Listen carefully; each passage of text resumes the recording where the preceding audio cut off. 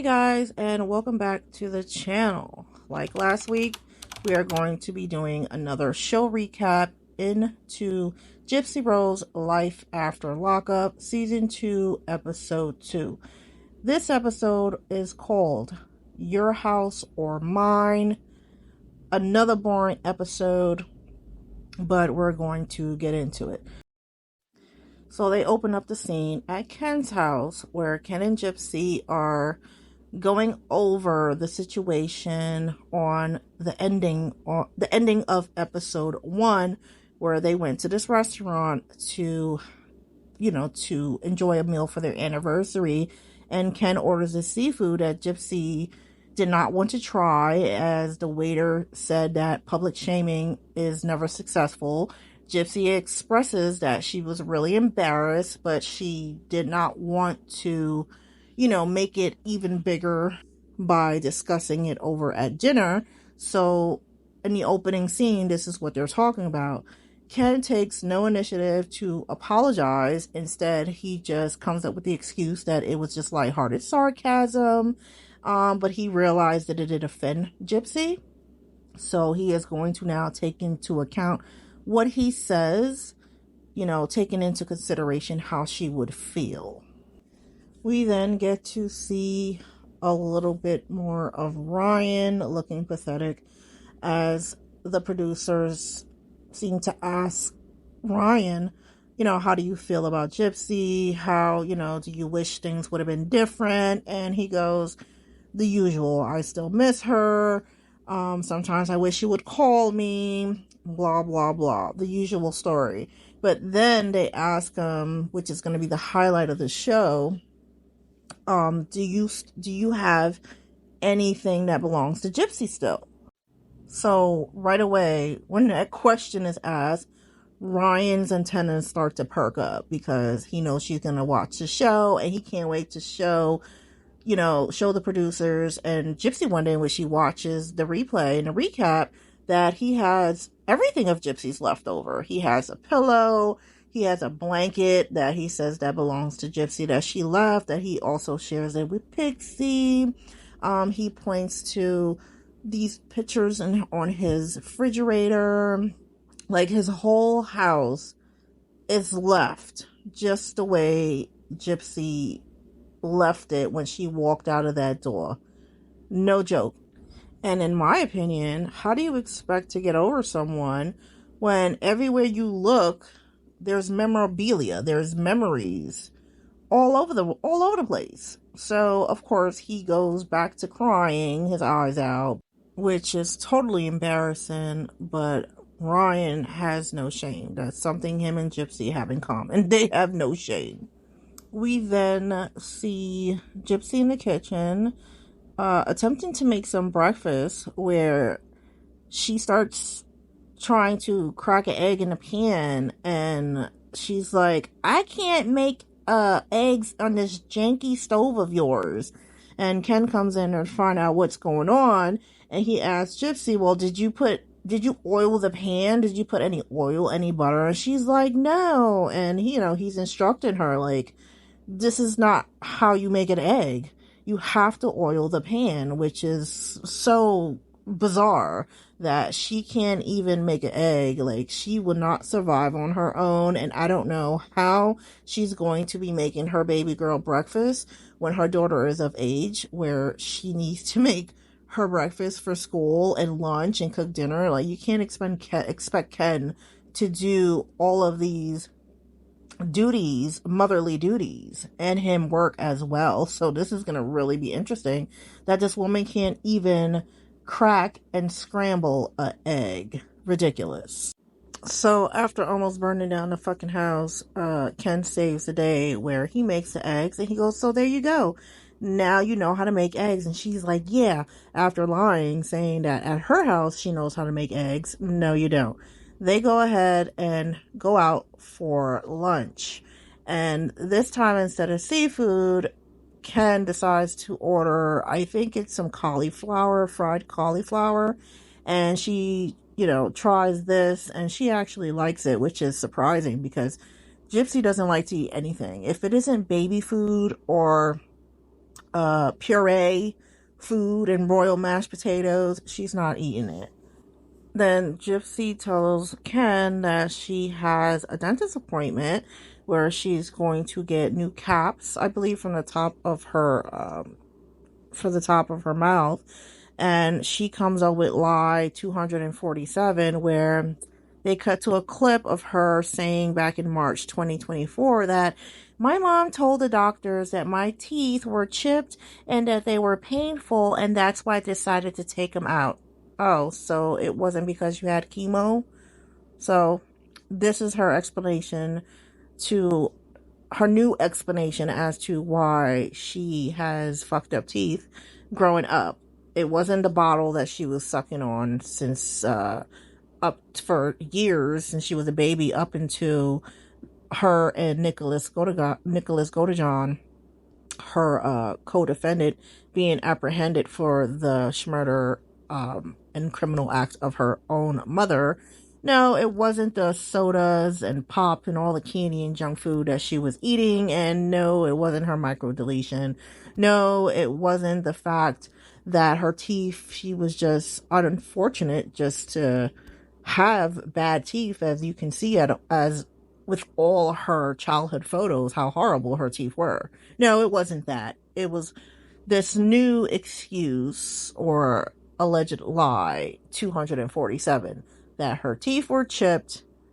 So her mother told the dentist that it's very painful, so they decided to take him out. And we get blessed to see another clip of Ryan looking oh so boo-hoo pathetic. Yeah, that's it. At this point, I'm trying to figure out, what is Ryan being paid for? To just cry on screen about Gypsy? He's an embarrassment. He would be an embarrassment to my family. I don't even know anymore what he's getting paid to do. Why is he even here? I genuinely think that Lifetime feels for this guy. They feel bad for Ryan. So I guess they figured that we'll just, cut you a couple of coins and just come in here and, yeah, because I don't know what else he's here for. But anyway, we see Nurse Mia perform, excuse me, I can't even think of the name. Check for Aurora's heartbeat using a Doppler, and they're all excited when they hear her heartbeat, and, it's a nice moment. Shortly after, they have a heart-to-heart, two half-sisters, where Gypsy's talking about, so, I was talking to Ken, sort of like pillow talk, and he was getting all mushy on me, like, I love you, and we're going to be a family, and I'm going to make you my wife someday. And that is when Mia gives her this look like, uh-oh, we already been down this road, and please don't have me waste the saliva in my mouth and my breath telling you that please don't move too fast because you saw where it brought you and what happened. Take it slow. So, she gives her some good advice. You don't have to rush into getting married, because having a baby, you're going to be tied up, you're going to be busy, and if you love each other, what's the rush in getting married? So Mia's always been the only family member that is level-headed, that gives Gypsy good advice. But I failed to tell you guys in episode 1, where Gypsy and Ken are discussing, where Ken was sitting Indian style, and he was like, I wish you would have waited for the divorce to be over for this to happen, the having the baby and things like that. I didn't go into that because we all saw that in the previews, and we've discussed it. But they also say, Gypsy goes, oh, and wait till you see, we have to plan a marriage, and we have that, and talking about getting married. And Ken's like, yeah, that's a whole other thing. Stay tuned. Sort of like hinting to Lifetime, yeah, we're going to get married so we can get another season. It just looked very, very desperate. It was disgusting. So most likely, there's going to be a season 3 and they're going to get married. Is it going to be for love? In my opinion, I do not think so. I believe Ken wants to propose in order to have that green in his eyes, and most likely he is going to divorce her and have that baby, full custody. How much you want to bet? So we get to one more day before they have to put everything in a U-Haul and start moving to the new house. So Gypsy takes it upon herself to assist Ken in packing. And as she's packing, she's also, the same thing when she was in Ryan's house, complaining that she doesn't like hoarding and she doesn't like things that are empty and she doesn't like clutter. But last time I checked, when Rod went into Gypsy's room, one of those days when she was pregnant and she was sleeping, her room was a pigsty. And if you look at the crime scene photos of Gypsy's room, she has a herd of things all around her bed and on her bed, and her room looks like a pigsty. So I don't know what she's talking about. And she is not an orderly, neat person. If anything, she throws things away. So Ken begins eating a salad. I guess he's taking a break from packing because I haven't seen him pack not one single thing, but Gypsy packing all his clothes, everything in the bathroom, where she encounters a roller brush, which, in my opinion, I've never seen a man use a roller brush before. It's for, women when they're doing a blowout. But she finds this brush and then she makes this small talk about not liking clutter and not like she doesn't like finding empty bottles of just empty bottles of soda and things like that. So Ken's like, what do you mean empty bottles? You've looked and been around everywhere in this house. You have never seen an empty bottle. And he also proceeds, before he eats his salad, ask her, does she want some? And she's like, ew, no. The girl doesn't eat anything. She said ew to a salad. So I am just so grateful that her baby was healthy, because I can just imagine what in the world she's eating. And that's probably explains her massive weight gain, because she says ill to everything. She does not like eating pretty much anything. But anyway, as she's making small talk, so she proceeds to show him where she found an empty bottle. So she walks to the kitchen, gets this garbage bag out, and she shows him, bam, here's a shaving cream bottle that's empty. Ken's like, there's still a little bit in there. Then she goes back in her Barney bag and then she pulls out, boom, how about the brush of an ex-girlfriend? And Ken goes, that's my brush. Gypsy's like, it has blonde hair. He goes, whatever. Now, what I don't understand is, remember, Ken just moved to Louisiana to be near Gypsy in this episode because she was pregnant. So you mean to tell me he has grabbed all of his ex-girlfriend's belongings from where he was living and moved it into his new apartment? And the only other person that has blonde hair is Gypsy, because she wants to be, that it girl for Ken so bad, because Ken loves blonde headed girls. So did she ever stop and think that maybe that brush is hers and the blonde hair is her hair? I mean, she is pregnant and she could have pregnancy brain and forgot that it's her brush. But anyway, it's just a little stupid argument that they have, where she's highly upset, and she's telling the producers, I understand that they were together for 4.5 years, but do you have to save everything? I don't have anything of Ryan's. And like I said, this is the highlight because Ryan has everything of Gypsy's, so yeah, the irony. But Ken looks, it's obvious that Ken looks upset and he looks uncomfortable with this conversation, that he immediately stops eating. He's done. At last, we get to move day, and while Ken is trying to call the movers to find out their ETA, he says, Gyp, you don't need to stay, you don't have to hang around for this. I got everything. And she's like, no, I think I want to go visit that I want to go to that baby boutique that I saw before, and I want to go shopping. And Ken's like, we have everything. We have, what we need. I don't want you to go, and what are you going to do? Spend 2 grand on stuff that, we can wait for?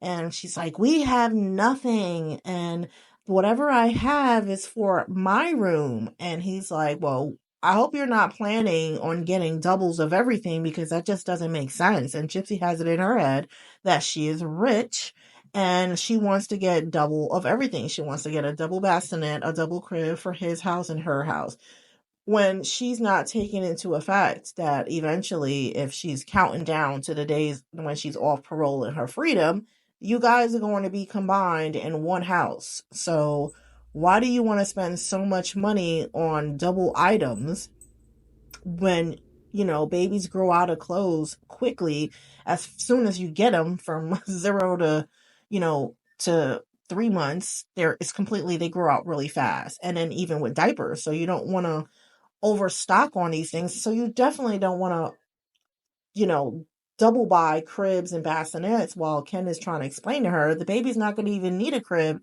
until she's over a certain amount of months, because he is correct. A newborn baby uses a bassinet for the first, 5-6 months of their life. Correct me if I'm wrong, but at least for the first few months of a newborn's baby's life, they use the bassinet. So at the end, he's just like done with the whole conversation. He's like, why does it always have to be what you want to do and whatever you say? So you can obviously see that there is a who wears the pants dynamic in this. Like, there's a struggle for dominance in this relationship.